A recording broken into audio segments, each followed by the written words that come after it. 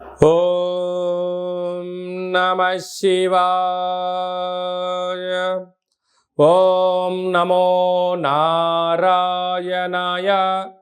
కర్మ నివారణ, నరదృష్టి నివారణ, సంచిత ప్రారబ్ధ ఆగమిక కర్మ నివారణ, తులాభార కాల భైరవాయ నమో నమః.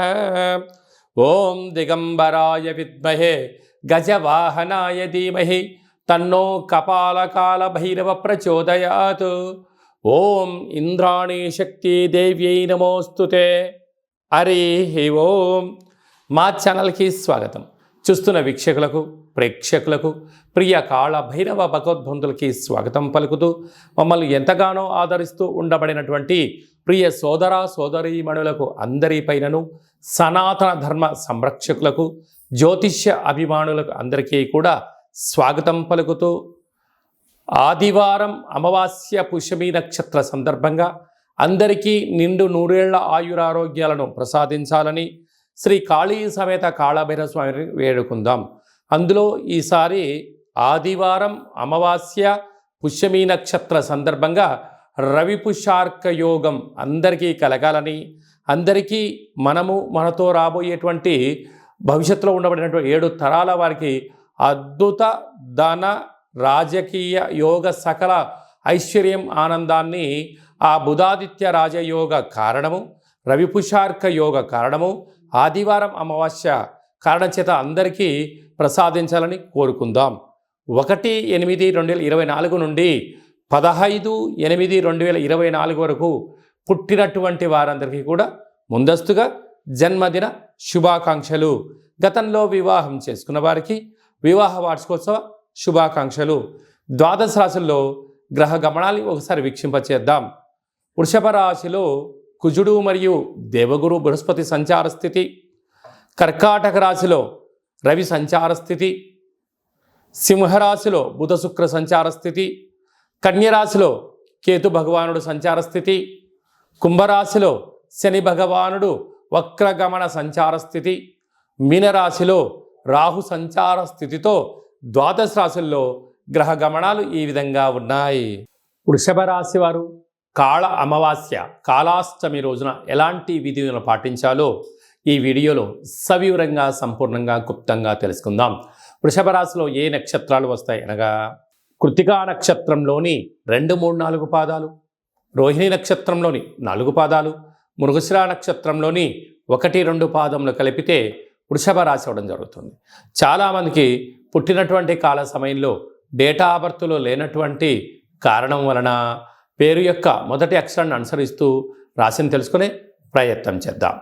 ఈ, ఊ, ఏ, ఓ, వా, వి, ఉ, వే, ఓ అక్షరాల వారందరూ కూడా వృషభ రాశి జాతకులే. వృషభ రాశి యొక్క అధిపతి శుక్ర భగవానుడు. వీరికి రాశిలోనే కుజుడు సంచారం చేయడం వలన కుజదోష ప్రభావము అని చెప్పి గమనించగలగాలి. అక్కడే గురు సంచార స్థితి ఉంది.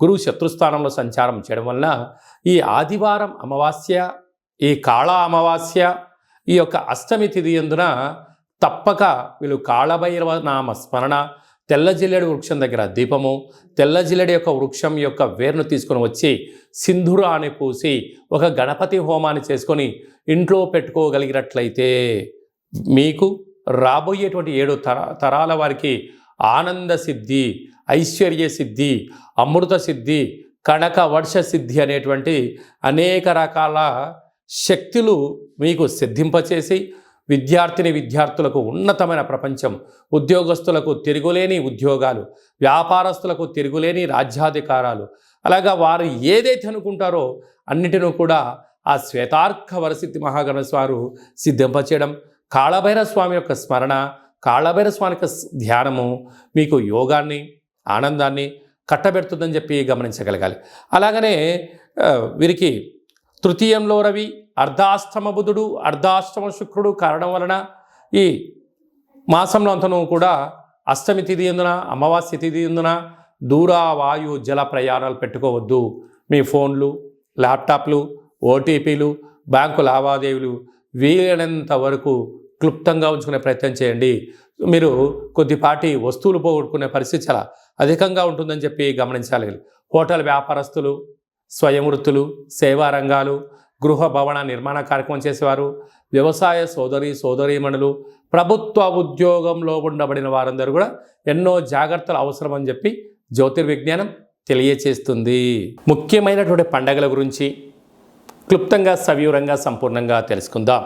4వ తారీఖు 8వ నెల 2024 సంవత్సరంలో ఆషాఢమాస బహుళపక్ష ఆదివారము అమావాస్య పుష్యమీ నక్షత్ర సందర్భంగా చాలా మహోన్నతమైన పర్వకాలం అని చెప్పి గమనించాలి. ఆదివారం అమావాస్య వస్తేనే అందరికీ పెద్ద పండగ. అందులో పుష్యమీ నక్షత్రంతో కూడుకున్నటువంటి అమావాస్య కావడం వలన మనకు బహిరి ప్రాంతాలలో వ్యవసాయ క్షేత్రాల్లో తెల్ల జిల్లేడు వృక్ష ఉండడం జరుగుతూ ఉంటుంది. ఏపుగా పెరిగినటువంటి వృక్ష దేవత కింద శ్వేతార్క వరసిద్ధి మహాగణపతి స్వామివారు వృక్ష రూపంలో ఉండడం జరుగుతుంటుంది. ఆ గణపతి స్వామివారిని తెచ్చుకొని గృహంలో ఉంచుకున్నట్లయితే మనకు భావి తరాలకు 7 తరాల వారికి అద్భుతమైన ఆనందయోగం, అమృతయోగం, ధనయోగం, రాజకీయ యోగం కలుగుతుందని చెప్పి గమనించాలి.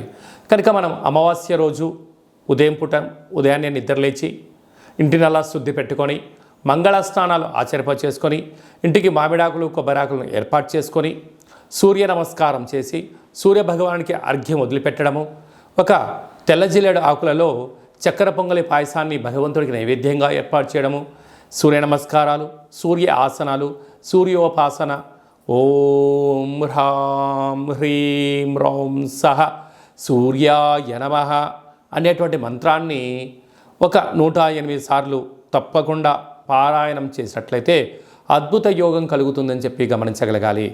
అలాగనే మధ్యాహ్నం పూట గతించినటువంటి పెద్దవారి పేరు పైన నువ్వులు, దర్భలు, నీళ్ళను వదిలిపెట్టడం, పక్షిరాజ వారైనటువంటి కాకిరాజు వారికి ఆహారాన్ని ఏర్పాటు చేయడం, గతించిన వారి పేరు పైన సునకపు మహారాజులకు ఆహారం ఏర్పాటు చేయడం, దేవాలయంలో బ్రాహ్మణుడికి స్వయంపాక దానాన్ని ఏర్పాటు చేయడం వలన గతించినటువంటి వారి యొక్క పితృదేవతల యొక్క ఆశీస్సులు ఉంటాయని చెప్పి గమనించాలి. సాయం సంధ్య కాగానే సాయంత్రం 4:30 నుండి 6 గంటల వరకు రాహుకాల సమయం ఉంటుంది కనుక ఇంట్లో ఒక అష్టదళ పద్మాన్ని వేసుకొని నిమ్మకాయలతో దీపాన్ని వెలిగించడము, విష్ణు సహస్రనామ పారాయణం కానీ లలిత సహస్రనామ పారాయణం చేయడం వలన ఇంటిలో రాహుకాలంలో చేసే పూజ ఫలిత ప్రభావం వలన నరదృష్టి, శత్రు ప్రభావాలు తొలగిపోతాయి.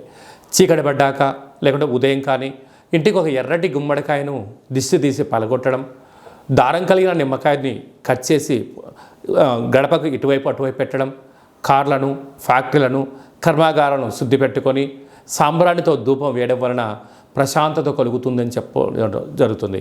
మిగతా రోజుల్లో 1000 జపం చేస్తే ఎంతటి ఫలితం వస్తుందో ఆ రోజు ఒక్క నామాన్ని స్మరించిన కాలభైరవ అన్న, కాళికామాత అన్న, వెంకటేశ్వర అన్న, ఓం నమశివాయ అన్న అద్భుతమైన ఫలితం కలుగుతుంది అని చెప్పి గమనించాలి.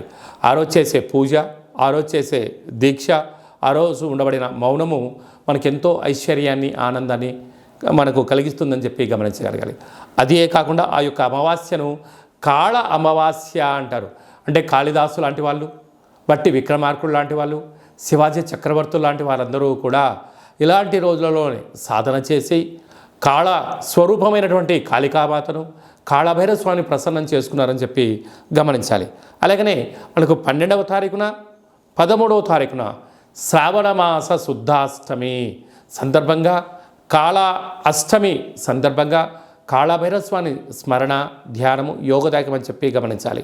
మన యొక్క దేవాలయంలో 4 శనివారాలు, 4 మంగళవారాలు, శుద్ధాష్టమి, పూర్ణిమ, బహుళాష్టమి, అమావాస్య సందర్భంగా నిత్యము కాళభైరవ హోమం జరుగుతూ ఉంటుంది. కనుక దేవాలయంలో అర్చన, అభిషేకాదులు, కాళభైరవ స్వామి యొక్క ముడుపు, కాళభైరవ స్వామి వారి యొక్క కూష్మాండ దీపము పెట్టడం జరుగుతుంటుంది. హోమంలో పాల్గొనడం వలన సకల అష్ట కష్టాలు తొలగిపోతాయి. కాలము అనగానే కాళభైరుడి యొక్క చేతిలో ఉంటుంది. అందుకే కాళాష్టమి, కాళ అమావాస్య రోజున భైరవ స్వామి యొక్క స్మరణ, ధ్యానము, పూజ ఐశ్వర్యాన్ని, ఆనందాన్ని కట్టబెడుతుందని చెప్పి గమనించాలి. గృహంలో ఉండబడిన నరదృష్టి తొలగిపోతుంది. వ్యాపారాల్లో ఉండబడినటువంటి ఆటంకాలు తొలగిపోతాయి. విపరీతమైనటువంటి జనాకర్షణ ధనాకర్షణ కలుగుతుందని చెప్పి గమనించాలి. ఆసక్తి కలిగితే ఇంట్లో చేసుకోండి. కుదరలేని పక్షంలో ఈ కింద నెంబర్ సంప్రదించినట్లయితే, మీ గోత్రనామంలో పంపించినట్లయితే వీడియో కాల్ ద్వారా చూపించి మీ పేరుపైన ఒక సౌభాగ్య ముడుపు, కూష్మాండ దీపము, హోమాన్ని చేయించి వాట్సాప్ కాల్ ద్వారా ప్రత్యక్ష ప్రసారాన్ని కూడా చేయించడం జరుగుతుందని చెప్పి గమనించాలి. ఇంకనూ మనము ఈ ఆషాఢమాస ఆదివారం అమావాస్య రోజున, శ్రావణమాస శుద్ధాష్టమి కాళాష్టమి సందర్భంగా ఇంకనూ విజయం సాధించగలగాలి అన్నట్లయితే ఈ యొక్క పాత్ర కంచు పాత్ర అంటారు. అంటే కంచు మోగినట్టు కనకమ్ము మోగదు గదరా సుమతి అని చెప్పి మనకు సుమతి శతకంలో చెప్పడం జరుగుతుంటుంది. రాసులు 12 ఎలా ఉంటాయో 12ని అచ్చు వేయడం జరుగుతుంటుంది. పూజ చేసిన తదనంతరము ఈ యొక్క పాత్రను ఇలా ఎడమ చేతో పట్టుకొని కుడి చేతో ఈ కర సహాయం తీసుకొని ఇలా చిన్నగా శబ్దం చేసినట్లయితే ఓంకార శబ్దం రావడం జరుగుతుంటుంది.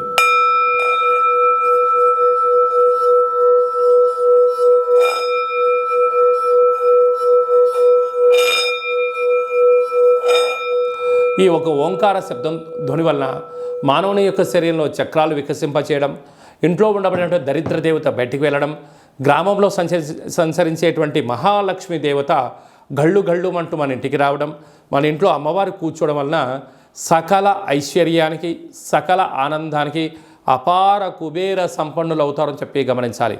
ఈ యొక్క కాళభైరవ స్వామి అక్షయ పాత్ర మరియు మీకు ఒక కాళభైరవ స్వామి ఒక పిరమిడు, డాలరు, కంకణము, కాళభైరవ హోమం చేయించడం జరుగుతుంది.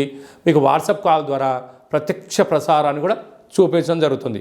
ఆసక్తి గలవారు ఈ కింద నెంబర్ సంప్రదించి ఆ అక్షయ పాత్రను ఇంట్లో ఉంచుకోవడం వలన అద్భుతమైన ఆనందం, ఆరోగ్యం మీ సొంతం అవుతుందని చెప్పి గమనించాలి. అలాగనే మీ వ్యక్తిగత జాతకం తెలుసుకోవాలనుకుంటున్నారా?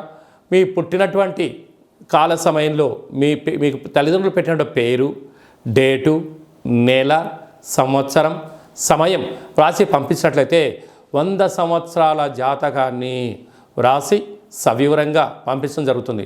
మీరు పుట్టినప్పుడు గ్రహ గమనాలు ఎలా ఉన్నాయి, ప్రస్తుతం ఎలా ఉంటున్నాయి, రాబోయే కాలంలో ఎలా ఉండబోతున్నాయో సవివరంగా సంపూర్ణంగా తెలియజేయడం జరుగుతుంటుంది. అలాగనే చాలామందికి పుట్టినటువంటి కాల సమయంలో డేటా బర్త్లు లేనటువంటి వారందరికీ మీ పేరు యొక్క మొదటి అక్షరాన్ని అనుసరిస్తూ రాసి తెలియచేస్తూ ప్రస్తుత కాలమాన ప్రకారంగా గ్రహ గమనాలు ఎలా ఉన్నాయి, భవిష్యత్తులో ఎలా ఉండబోతున్నాయో అనేటువంటి విషయాన్ని తెలియచేస్తూ రమణ శాస్త్రం ద్వారా అనగా గవ్వల ద్వారా భూత భవిష్యత్ వర్తమానాన్ని తెలియజేయడం జరుగుతుంది గవ్వల ద్వారా. కనుక డేటా బర్త్లు లేనటువంటి వారికి గవ్వల ద్వారా జ్యోతిష్యాన్ని చెప్పడం జరుగుతుంది. కనుక మన వ్యక్తిగత జాతకాన్ని తెలుసుకుందాం, గ్రహాలలో ఉండబడిన దోషాలను తెలుసుకుందాం, తినేటువంటి ఆహారాల్లో, వేసుకునే వస్త్రాల్లో, చేసే పనుల్లో స్వల్పమైన మార్పులు చేసుకుందాం. అద్భుతమైన ఆనందకరమైన ఆరోగ్యకరమైన కుబేర సంపన్నమైన జీవితానికి స్వాగతం పలుకుతాం. కనుక ఆసక్తి గలవారు ఈ కింద సంప్రదించి అపాయింట్మెంట్ తీసుకొని సంప్రదించగలరు. అలాగనే మీ అబ్బాయికి కానీ అమ్మాయికి కానీ ఎంత ప్రయత్నం చేసినా వివాహం అవ్వడం లేదా? ఎందుకు వివాహం అవ్వడం లేదు? జాతకంలో ఎలాంటి దోషాలు ఉన్నాయి, వివాహం ఎప్పుడవుతుంది, ఎలాంటి అబ్బాయితో అమ్మాయితో కలపడం వలన వీరి యొక్క గణగుణాలు బాగుంటాయో తెలుసుకోవడం జరుగుతుంటుంది. కనుక జాతకాన్ని తెలుసుకుందాం, మంచి వివాహ సంబంధం తెచ్చుకుందాం, భావితరాల్లో మంచి ఆనందకరం జీవితం పొందుదాం. కనుక వచ్చేటువంటి జాతకాన్ని వధూవరుల యొక్క పాదాలు, గుణాలు, సంతాన యోగము, అలాగనే విదేశీయాన యోగము, ఎలాంటి యోగాలు ఉన్నాయో కూడా తెలుసుకుందాం.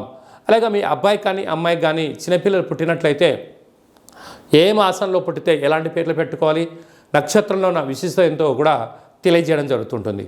ఈ యొక్క మాసంలో పుట్టినట్టు రోజు వారందరికీ కూడా, అలాగే వివాహ వార్షికోత్సవం చేసుకుంటున్న వారందరికీ కూడా మన యొక్క దేవాలయంలో ప్రత్యేకంగా కాళభైరవ హోమం చేయించడం జరుగుతుంటుంది.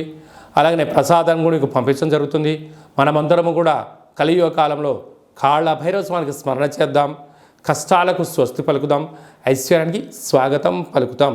అందరికీ ఆదివారం అమావాస్య పుష్యమీ నక్షత్ర సందర్భంగా ఆశీస్సులు కోరుకుంటూ ఆశీర్వచనం. ఓం కాళకాలాయ విద్మహే కాళాతీతాయ ధీమహి తన్నో కాళభైరవ ప్రచోదయాత్. శతమానం భవతి శతాయు పురుష సతేంద్రియ ఆయుష్యేవేంద్రియే ప్రతిష్టతి. ధనం ధాన్యం బహుపుత్రలాభం శత సంవత్సరం దీర్ఘమాయు సర్వే జనా సుఖినో భవంతు, లోకా సమస్తా సుఖినో భవంతు. సర్వం కాళభైరవ దేవతార్పణమస్తు. ఈ వీడియో మీకు నచ్చినట్టయితే లైక్ చేయండి, షేర్ చేయండి, మా ఛానల్ని సబ్స్క్రైబ్ చేసుకోండి. అందరికన్నా ముందుగా మీ యొక్క వ్యక్తిగత జాతకం తెలుసుకోవాలనుకుంటున్నారా? అందరికన్నా అదృష్టాన్ని, ఐశ్వర్యాన్ని తెచ్చేటువంటి విషయాలు తెలుసుకోవాలనుకుంటున్నారా అన్నట్లయితే గంట సింబల్ ప్రెస్ చేయండి. మీ క్షేమాన్ని ఎవరైతే కోరుకుంటున్నారో ఈ ఆధ్యాత్మికమైన సమాచారాన్ని చేరవేసి భగవంతుడి యొక్క ఆశీస్సులు పొందగలరు.